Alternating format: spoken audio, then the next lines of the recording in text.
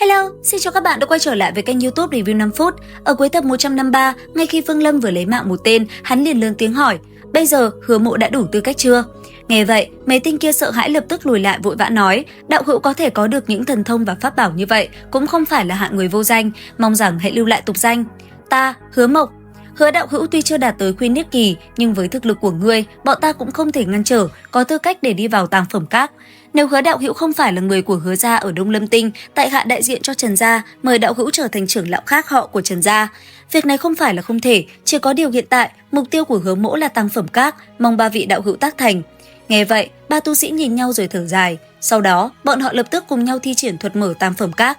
Nhất thời, tòa lầu các bốn góc rung chuyển, từ dưới mặt đất xuất hiện một cánh cửa màu vàng rực từ từ nhô lên khỏi mặt đất. Nhìn nó, Vương Lâm lập tức tiến lên chuẩn bị đi vào cánh cửa. Nhưng trước khi vào, một lão già đã cất giọng nói: "Hứa đạo hữu, tộc nhân Trần gia ta đã tiến vào Tàng Phẩm Các này không dưới 100 lần, thu được tiên thuật là phải dựa vào cơ duyên, kiên trì ở bên trong càng lâu, tiên thuật đạt được sẽ càng quý báu. Tại hạ mong Hứa đạo hữu sẽ có thể có thu hoạch." Nghe vậy, Vương Lâm gật đầu, hắn liền thu hồi pháp bảo rồi bước qua cánh cửa tiến vào bên trong Tàng Phẩm Các. Sau khi hắn đi vào, ba người bên ngoài đứng bàn tán về thực lực của Vương Lâm. Trong đó có một lão già lẩm bẩm: "Với thực lực của tên kia, bây giờ hắn ta tiến vào tòa lầu các này, ắt phải lấy được tiên thuật ở tầng thứ tư." Nghe vậy, hai lão già bên cạnh cũng khẽ gật đầu. Hiển nhiên, bọn họ rất muốn lôi kéo Vương Lâm gia nhập gia tộc của mình. Về phần Vương Lâm, hắn bước vào một không gian sương mù tối tăm vang vọng tiếng thì thào. Sương mù ngưng tụ thành một hình người giống một lão nhân bình thản, giơ lòng bàn tay ra trước mặt hắn để kiểm tra tu vi. Vương Lâm tiến tới áp tay vào lòng bàn tay người sương mù, sau khi luồng lực chạy quanh cơ thể, một giọng nói trầm thấp vang lên nói: "Bát phẩm thượng tiên, có thể đi vào tầng 4 của Tàng Phẩm Các, dựa vào cơ duyên lựa chọn tiên thuật." Thấy người sương mù sắp tiêu tan để đưa mình lên tầng 4, Vương Lâm nảy ra ý định táo bạo, lẩm bẩm: "Nếu luận về tiên duyên, có lẽ ta dùng phương pháp này có thể liều một phen." Dứt lời, Vương Lâm bất ngờ vung tay, bảo tháp hiện ra rồi liền hóa khổng lồ. Sau đó, nữ thi Thanh Xương nằm trong tháp cũng liền bay ra. Đến đây, Vương Lâm cầm tay nữ thi chạm vào lòng bàn tay người sương mù. Thân ảnh lão nhân mờ ảo như sương mù lập tức khựng lại run rẩy, rồi cất giọng: "Cửu phẩm tiên quân, có thể đi lên tầng thứ 9 của Tàng Phẩm Các để tra cứu tiên thuật." Đến đây, Vương Lâm hưng phấn thu Thanh Xương vào bảo tháp. Chớp mắt sau, sương mù biến mất, nó hóa thành một cầu thang đưa hắn thẳng tiến lên tầng cao nhất. Ở bên ngoài Tàng Phẩm Các, ba lão già bất ngờ chứng kiến cảnh tượng hy hữu, lần lượt từ 1, 5, 7 cho đến đủ 9 đạo cầu vòng hào quang xuất hiện dọi thẳng lên không trung từ Tàng Phẩm Các. Cả ba kinh hãi đến ngơ ngác, bởi từ trước tới nay, ngay cả các lão tổ gia tộc cũng chỉ lên tới tầng thứ 8, chưa một ai có thể bước chân vào tầng thứ 9. Trong khi đó, Vương Lâm bước hết bậc thang cuối cùng và đặt chân vào một gian lầu các nhỏ ở tầng 9. Vách tường nơi đây xếp mười mấy ô gỗ chứa tiên ngọc phát ra ánh sáng dịu nhẹ. Ngay chính diện trong một bức họa, vẽ một cái cây có nửa bên lá khô vàng, dưới gốc cây có một đồng tử đang khoanh chân ngồi. Góc trên bên trái bức tranh ghi một câu thơ: "Hô phong hoán vũ, tát đậu thành binh, điện liệt sơn băng, âm nguyệt hữu tình." Đọc đến đây, Vương Lâm liền rơi vào trầm ngâm, hắn vẫn không hiểu ý nghĩa của từng chữ này. Bởi vậy, sau một hồi, hắn bắt đầu quan sát gian phòng đơn sơ, ở giữa gian phòng chỉ có một bộ bàn ghế đá. Khi Vương Lâm tiến lại gần cẩn thận kiểm tra, hắn sờ thử thì kinh ngạc nhận ra tay mình xuyên thấu qua chiếc bàn này. Hắn tiếp tục quay sang kiểm tra các ô vuông gỗ chứa tiên ngọc hai bên vách tường thì phát hiện tất cả tiên ngọc cũng đều là hư ảo. Đến đây, Vương Lâm nở một nụ cười khổ vì nhận ra mọi vật phẩm trong gian phòng này đều chỉ là ảo ảnh xem được chứ không thể chạm vào. Đến đây, hắn mới lẩm bẩm: "Nếu sớm biết như vậy, không bằng đi tới tầng thứ tư, chỗ đó tuyệt đối sẽ không như nơi này." Dù vậy, Vương Lâm không chấp nhận việc rời đi tay trắng. Hắn phân tích rằng tầng 9 do tiên quân lên tới chắc chắn không đơn giản, màn hư ảnh này có thể cần cảnh giới cao hơn mới lấy được, nên bức họa treo trên tường rất có thể chính là mấu chốt. Nghĩ đến đây, Vương Lâm khoanh chân ngồi xuống, tập trung toàn bộ tâm thần ngắm nhìn bức tranh để tìm kiếm manh mối. Sau một thời gian yên lặng cảm ngộ, Vương Lâm mở mắt ra và thì thào: "Không đúng, luôn có một tầng ngăn cách khiến cho ta không thể thật sự dung nhập vào trong bức tranh."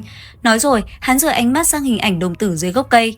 Ban đầu, đứa trẻ chỉ khoanh chân thủ nạp, nhưng giờ đây, hai tay nó lại đang bấm quyết. Vương Lâm lập tức tập trung theo dõi kỹ lưỡng. Trong suốt 7 ngày tiếp theo, Vương Lâm quan sát không chớp mắt và nhận ra cứ mỗi 2-3 canh giờ, thủ ấn của đồng tử lại biến hóa một chi tiết rất nhỏ. Hắn ghi nhớ toàn bộ từng cử chỉ thủ ấn vào trong lòng. Đến ngày thứ 8, Vương Lâm bắt đầu dùng hai tay bắt trước, đánh ra toàn bộ chuỗi thủ ấn vừa học. Ngay khi từng đạo thủ ấn xuất hiện, cả gian lầu các bỗng nhiên chấn động dữ dội. Vương Lâm giật mình dừng lại nhìn quanh, sau đó tiếp tục tăng tốc đánh thủ ấn. Gian phòng rung chuyển như thu nhỏ lại, rồi dừng hẳn. Vương Lâm không bỏ cuộc, ánh mắt dán chặt vào bức họa, tay bấm quyết càng lúc càng nhanh, khiến thân thể hắn dần tan biến, tâm thần hòa làm một với bức tranh. Đến thủ ấn cuối cùng, một tiếng nổ ầm ầm vang lên trong đầu, khiến hắn hoa mắt, choáng váng rồi ngã sõng xoài ra sân. Trong cơn chấn động nguyên thần, Vương Lâm mở mắt ra thì thấy mình đã đứng ở một khoảng hư vô. Phía sau hắn là cây đại thụ lá vàng lay động trong gió sạt sạt. Cúi đầu nhìn lại, hắn phát hiện bản thân đang khoanh mặc đạo bào đã biến thành chính đồng tử bên trong bức tranh. Nhìn lên không trung, phía bên phải, những dòng chữ hô phong hoán vũ, tát đậu thành binh, điện liệt sơn băng, âm nguyệt hữu tỉnh hóa thành từng giọt mực rơi xuống như mưa. Hư vô tiêu tan, vô số bóng người mờ ảo xuất hiện khoanh chân ngồi vây quanh Vương Lâm. Tiếng bàn luận xôn xao nổi lên khắp nơi, nhưng nghe không rõ lời. Ngay sau đó, không gian im bặt, một nhân ảnh mờ ảo tỏa ra uy áp mạnh mẽ, bước ra từ hư vô, khoanh chân lơ lửng trên không trung và cất tiếng giảng nói: "Hôm nay, Tiêu Giao Tử vì tàng phẩm các mà lần đầu vẽ tranh, Tiên Quân sẽ chấp đề tựa, còn ta phụng mệnh đến đây để thưởng thức, mời chúng tiên bạn bè tụ hội, lúc vẽ tranh nghe ta giảng đạo, đạo của ta là như thế này." Nói rồi, người đó nâng tay phải lên, tạo ra một luồng gió đen tràn ngập bầu trời, biến hóa thành 9 con hắc long gầm rú reo rắc hơi lạnh diệt sát sinh linh.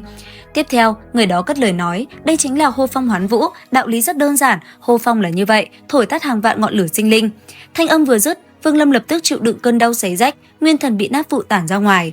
Đúng lúc này, một luồng lực dịu dàng xuất hiện cuốn lấy nguyên thần hắn, một giọng nói vang lên, thuật của tiên đế không giống như người thường, hôm nay lấy tiên thuật hô phong, phong ấn vào trong tranh, chờ người hữu duyên ngộ ra cơ duyên này. Nếu có duyên, người đó sẽ tự tiến nhập vào bức tranh để cảm ngộ, có hiểu ra được thuật này hay không thì còn phải xem tin duyên thế nào. Thanh âm vừa dứt, bên trong nguyên thần của Vương Lâm bị dùng như mực nước để đề lên hai chữ hô phong. Ngay lập tức, một lực lượng mạnh mẽ đẩy hắn văng ra khỏi bức tranh, quay trở lại thân thể đang nằm trên sàn lầu cát. Vương Lâm bừng tỉnh mở mắt, lòng tràn ngập kinh hãi khi dư âm từ bức tranh vẫn vang vẳng bên tai. Hắn hít sâu một hơi, nhìn lên bức tranh và thốt lên nói: "Đây chính là tin duyên sao?" Nói rồi, Vương Lâm kinh ngạc nhìn lên bức tranh trên bức tường, tất cả chuyện vừa rồi hắn cảm thấy cực kỳ chân thực. Tiên đế, tiên quân, còn có người vẽ tranh Tiêu Giao Tử.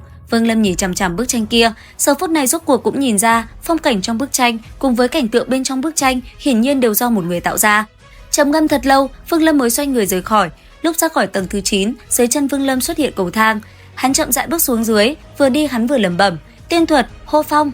Nói rồi, hắn cứ mãi nghĩ về nó. Chẳng mấy chốc, hắn đã đi ra bên ngoài, thế nhưng vừa khi Vương Lâm xuất hiện, ba người Trần, Tống, Lữ, bọn họ đã lập tức lao tới.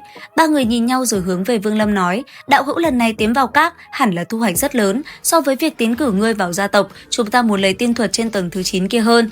Dứt lời, ba người không chút do dự, thân hình bay lên, đều xuất ra những pháp bảo mạnh nhất của mình, thi triển ra những thần thông tiên thuật hùng mạnh nhất, hướng thẳng đến Vương Lâm. Tốc độ của họ cực nhanh, các loại thần thông pháp bảo nhanh chóng tới gần Vương Lâm, gần như trong phút chốc đã tiến sát tới người. Đối diện với nó, ánh mắt Vương Lâm lạnh lẽo ngẩng đầu, hắn nâng tay phải lên, trong miệng lẩm bẩm: "Hô phong." Lời vừa nói ra, lập tức một luồng hắc phong từ trong tay phải Vương Lâm xuất hiện. Luồng gió này trong nháy mắt hóa thành khổng lồ, lập tức gào thét tràn ngập xung quanh. Trong khoảnh khắc luồng hắc phong xuất hiện, tiên thuật của tiên đế đã thất truyền vô số năm, theo luồng gió này lại xuất hiện, bay thẳng đến ba người phía sau Vương Lâm. Pháp bảo ngân châm của tu sĩ họ Trần khi vừa chạm tới luồng gió này, không có một chút chống cự, liền lập tức ầm ầm vỡ vụn. Còn hư ảnh biến hóa ra ở trên thân thể kia, ngay khi luồng hắc phong thổi qua, giống như ánh nến bị gió thổi, hư ảnh này lập tức dừng lại, tan rã. Ánh mắt của tu sĩ họ Trần lộ vẻ sợ hãi lẩm bẩm: "Đây là tiên thuật của tầng thứ 9." Dứt lời, hắn không chút do dự, nhanh chóng quay đầu bỏ chạy, lập tức thuấn di đi. Chỉ có điều, cho dù là thuấn di, nhưng lúc này khi luồng hắc phong thổi qua thân mình hắn vẫn phịch một cái rồi sụp đổ, tan thành mây khói. Tên họ Tống thấy vậy cũng sợ hãi, nguyên thần rời bỏ thân thể nhanh chóng bỏ chạy. Còn tu sĩ họ Lữ mất đi thân thể kia, hắn chỉ còn lại nguyên thần cũng vội vã bỏ chạy theo sau. Nhìn mấy kẻ kia rời đi, Vương Lâm mới lẩm bẩm: "Hóa ra đây là tiên thuật hô phong." Nói rồi, Vương Lâm vỗ túi trữ vật, lập tức Tôn Hồn Phiên xuất hiện, rút lên một cái hóa thành một màn sương đen, đuổi theo tu sĩ họ Lữ. Tiếp theo, hắn lại vung tay, một đám đất cát bay ra, hóa thành đại ấn, đuổi theo nguyên thần của tu sĩ họ Tống. Một giây sau, tu sĩ họ Tống kia kêu thảm một tiếng, nguyên thần bị côn cực tiên đánh trúng, sau đó bị Vương Lâm trực tiếp bắt lấy. Đến đây, họ Tống sợ hãi van xin hỏi: "Hứa đạo hữu, thủ hạ lưu tình, Tống mộ biết sai rồi." Thế nhưng mặc kệ, Vương Lâm vuốt một cái, nguyên thần của tu sĩ họ Tống lập tức tan vỡ, sau đó hóa thành một đám nguyên lực bị Vương Lâm thu lấy.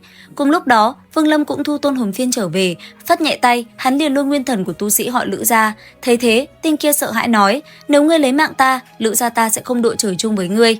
Đáng tiếc, Vương Lâm chỉ bóp nhẹ tay, nguyên thần kia đã liền hóa thành nguyên lực, sau đó bị Vương Lâm nuốt vào. Liên tục nuốt 3 nguyên thần, Vương Lâm lập tức khoanh chân ngồi xuống, bắt đầu thổ nạp. Hồi lâu sau, sắc mặt hắn dần dần khôi phục lại bình thường, mở hai mắt, Vương Lâm mới lẩm bẩm: "Đúng là một tiên thuật rất mạnh, muốn thi triển thuật này sẽ phải dự phòng thêm mấy nguyên thần cảnh giới âm hư dương thực mới được." Dứt lời, Vương Lâm đứng lên, lấy túi trữ vật của mấy người vừa bỏ mạng, quay đầu lại nhìn về phía tàng phẩm các, thì thào lẩm bẩm: "Đáng tiếc, lầu các này không thể mang đi." Nói xong, Vương Lâm bất ngờ nhớ lại nói lớn: "Tiêu Giao Tử vì tàng phẩm các mà lần đầu vẽ tranh, lúc trước khi ta thi triển thủ ấn này, từng cảm thấy được lầu các này khẽ run rẩy." Nghĩ đến đây, Phương Lâm liền bấm quyết, đánh ra ấn quyết đã học được từ đồng tử kia. Trong thời gian ngắn, tam phẩm các hình tứ giác lập tức tràn ra từng trận hào quang. Khi Phương Lâm đánh xong toàn bộ ấn quyết, tam phẩm các cũng dần nhỏ lại, rồi bay tới rơi vào lòng bàn tay hắn. Nhìn chăm chăm tam phẩm các, Vương Lâm vui mừng nói: nếu đã cùng với tứ đại gia tộc kết thủ oán, vậy thì phải độc áp một chút. Dứt lời, Vương Lâm liền trở ra, trên đường lớn của mảnh vỡ này bố trí những cấm chế hết sức nham hiểm, cuối cùng mới bay ra bên ngoài. Không lâu sau, Vương Lâm đã hội ngộ với Lý Nguyên. Đến đây thì hết tập 154 tiên nghịch, tập 155 liệu rằng sẽ có biến cố gì? Theo dõi kênh YouTube Review 5 phút để biết thêm chi tiết nhé. Xin chào và hẹn gặp lại!